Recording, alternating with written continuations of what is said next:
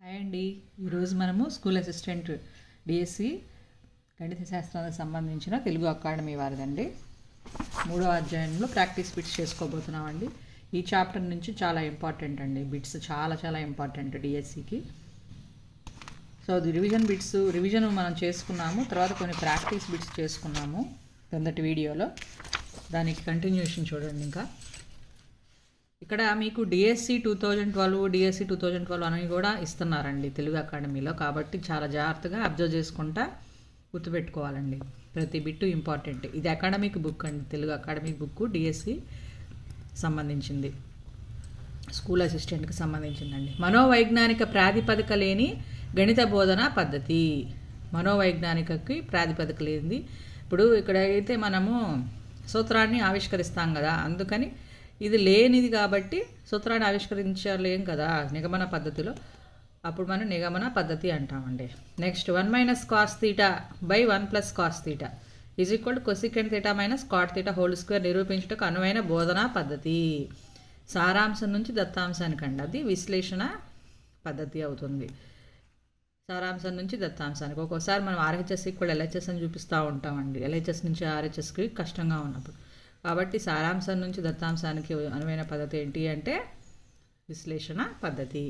ఇది కూడా డిఎస్సి 2012లో వచ్చింది. అనాలిసిస్ అనే పదం గ్రీకు భాష నుండి వచ్చింది, తెలుసు కదండి మీకు. నెక్స్ట్ ఇక్కడ అనాలిసిస్ అంటే విడగొట్టడం. విద్యార్థి సమస్య పరిష్కారంలో సాధించవలసిన అంశం నుండి ప్రారంభించి వెనకకు మళ్ళుతూ దత్తాంశాన్ని చేరుకుంటాడు. ఈ పద్ధతి పేరేమిటి? విశ్లేషణ పద్ధతి. దత్తాంశాన్ని చేరుకుంటాడు కాబట్టి సారాంశం నుంచి. మనస్సు లేదా బుద్ధి యొక్క అత్యున్నతమైన ప్రజ్ఞా నిష్పాదనమే డాష్ అని దారండేక్ తన అభిప్రాయాన్ని బయటపెట్టాడు. విశ్లేషణ. ఇది కూడా చాలా ఇంపార్టెంట్ బిట్ అండి. మనం ఇవన్నీ తెలుగు అకాడమీ బుక్లో ఆల్రెడీ డిస్కస్ చేసుకున్నాము, ఇంపార్టెంట్ పాయింట్స్ నోట్ చేసుకున్నాం. వాటి నుంచి వస్తున్నాయండి చాలా వరకు బిట్స్ ఈ బుక్లో కూడా. కాబట్టి ఒకసారి ప్రాక్టీస్ చేసుకుంటే బాగా గుర్తుంటాయి. చదివిందే చదువుతూ ఉన్నా కూడా ఒక చాప్టర్ని అనేక సార్లు చదివితే మనకప్పుడు బాగా గుర్తుండిపోతాయండి. సూది అనేది గడ్డివాము నుండి బయటపడినట్లుగా అని విశ్లేషణ పద్ధతి గురించి తెలియజేసిన గణిత శాస్త్రవేత్త ఎవరు అంటే యంగ్ అండి. ఇది డైరెక్ట్ బిట్టు. నెక్స్ట్, క్రింది వాటిలో విశ్లేషణ పద్ధతి పరిమితి కానిది. గణితంలోని అన్ని విభాగాల్లోనికి అన్ని శీర్షికలను ఉపయోగించుకోవచ్చు. కొన్నిటినే ఉపయోగించుకోగలుగుతాం కదా, అందుకని పరిమితి కానిది కాబట్టి ఇది. నెక్స్ట్, ప్రారంభ దశలోని అభ్యాసకులకు శిక్షణ ఇచ్చుటకు ఆగమన పద్ధతి అవసరం అండి. ఆగమన పద్ధతి అంటే మనం ఉదాహరణలు ఇచ్చేసేసి తర్వాత సూత్రం రాబట్టడం అనమాట. నెక్స్ట్, క్రింది వాటిలో విశ్లేషణ పద్ధతికి చెందిన ఒక ప్రయోజనం. అది తార్కిక పద్ధతి. ఎందుకని ప్రయోజనం అన్నారు ఇక్కడ? ఇది సుదీర్ఘమైనది ప్రయోజనం కాదు. అన్ని శీర్షికలు సమానంగా అనుప్రయత్నం కాకపోవచ్చు, ప్రయోజనం కాదు. వేగాన్ని పెంపొందించలేం కూడా ప్రయోజనం కాదండి. కాబట్టి తార్కిక పద్ధతి. క్లుప్తమైనది, సమయాన్ని ఆదా చేసేది, పాఠ్యగ్రంథ రచనలో ఉపయోగకారి అయిన బోధనా పద్ధతి. సంశ్లేషణ పద్ధతి అండి.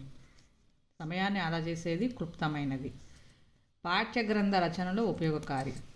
విశ్లేషణ అనుసరిస్తూ ఆలోచన ఫలితం ఇస్తూ విడగొట్టబడిన అంశాలను ఏకం చేస్తూ ప్రత్యేక విధానం కలిగిన బోధనా పద్ధతి. ఇక్కడే మనకి హింట్ తగులుతుంది. సంశ్లేషణ పద్ధతి. అధికమైన ఇంటి పనికి అవకాశం ఎక్కువగా ఉన్న బోధనా పద్ధతి. సంశ్లేషణ పద్ధతి. ఇంటి పనికి ఎక్కువ అవకాశం ఉన్న పద్ధతి అండి.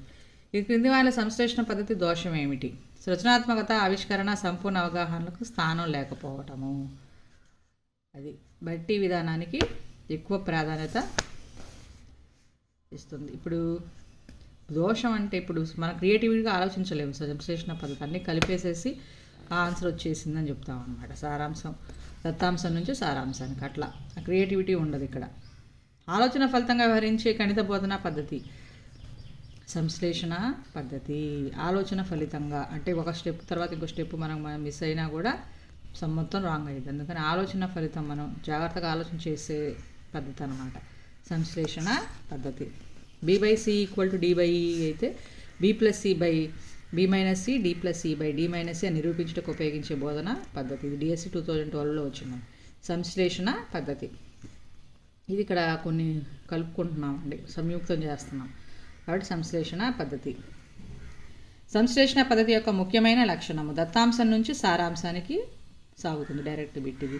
విద్యార్థులను గణిత సత్యాల అన్వేషకులుగా చూసే పద్ధతి ప్రయోగశాల పద్ధతి. అన్వేషకులుగా చూస్తుంది ప్రయోగశాల పద్ధతి.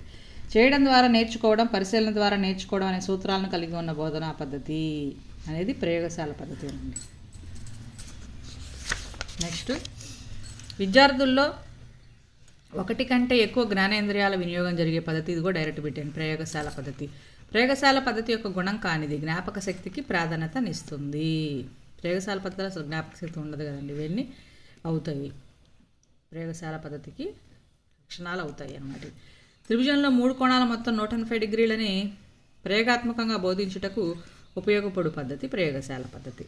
గోళం ఘనపరిమాణాన్ని సూత్రాన్ని ఆవిష్కరించడం, భాస్కరాచార్య రచించిన సిద్ధాంత శిరోమణుల శ్లోకం ఆధారంగా అనే పాఠ్యాంశాన్ని రూపొందించుటకు ప్రయోగశాల పద్ధతి అనువైనది. దీనికి ప్రయోగం చేశాం కదండి, అప్పుడు పళ్ళెలను తీసుకొని, గరాటు తీసుకొని, సిలిండర్, స్తూపాకార పాత్ర, గోళాకార పాత్ర, ఇవి రెండిట్లో నీళ్లు నింపి గోళాకార పాత్రలో పోసి అప్పుడు దాని ఘనపరిమాణం దీని ఘనపరిమాణం రెండింటిని యాడ్ చేస్తే అప్పుడు మనకి గోళం ఘనపరిమాణ సూత్రం వచ్చింది. ఇదో ప్రయోగం చేసి మనం అక్కడ నేర్చుకున్నాం, మనం చూసాం అక్కడ తెలుగు అకాడమీ బుక్లో దీని గురించి వివరించుకున్నామండి. సో ఈ విధంగా మనం గుర్తుపెట్టేసుకోవచ్చు.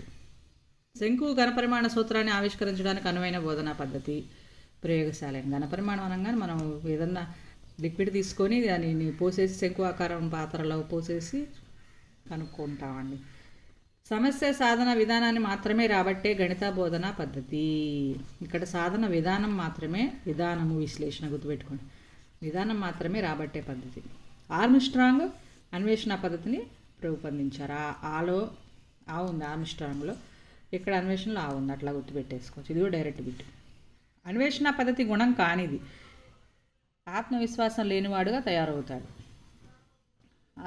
ఆత్మవిశ్వాసం లేనివాడుగా తయారవుతాడు, ఇది కాదు కదండి. అది నేను కనుగొన్నాను అనే భావన అన్వేషణ పద్ధతి. ఉపాధ్యాయుని పాత్ర నామమాత్రంగా ఉండి ఉపాధ్యాయునికి అధిక శ్రమను కలిగించే పద్ధతి అన్వేషణ. ఎక్కువ శాతం విద్యార్థులకే పాత్ర వహిస్తారు ఇక్కడ ఈ పద్ధతిలో, కాబట్టి ఉపాధ్యాయుడు నామమాత్రంగానే ఉంటారండి. ఇంతటితో అయిపోయిందండి. నెక్స్ట్ వీడియోలో కంటిన్యూ చేస్తున్నాను.